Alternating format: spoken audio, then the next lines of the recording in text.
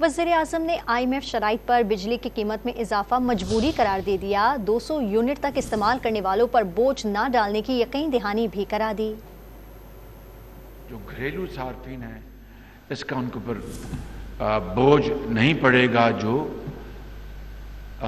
आते हैं लाइफलाइन के ज़ुमरे में और प्रोटेक्टेड सेगमेंट जो है, यानी तकरीबन 200 यूनिट ये बनता है, यानी सफ़र से लेके तो 200 यूनिट तक कतन इसके ऊपर उनके ऊपर कोई इजाफा नहीं किया गया।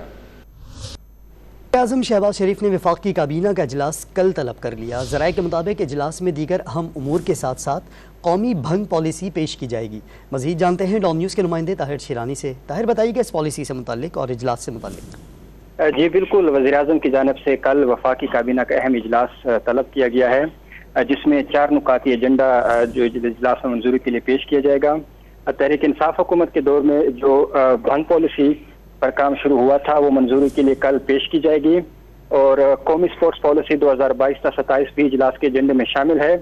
इस इजलास में CDA का जो गुज़श्ता माली साल 2022-23 का बजट है और माली साल 2021-22 का नजरसानी शुदा बजट है वो भी मंजूरी के लिए पेश किया जाएगा, जबकि कानून साजी से मुताल्लिक काबीना कमेटी के 6 जुलाई के फैसले भी मंजूरी के लिए पेश की जाएंगे। इसके साथ अहम माशी और सियासी फैसलों का भी इम्कान है और मजबूरी सियासी और माशी सूरत हाल पर भी इजलास में गौर किया जाएगा। जी।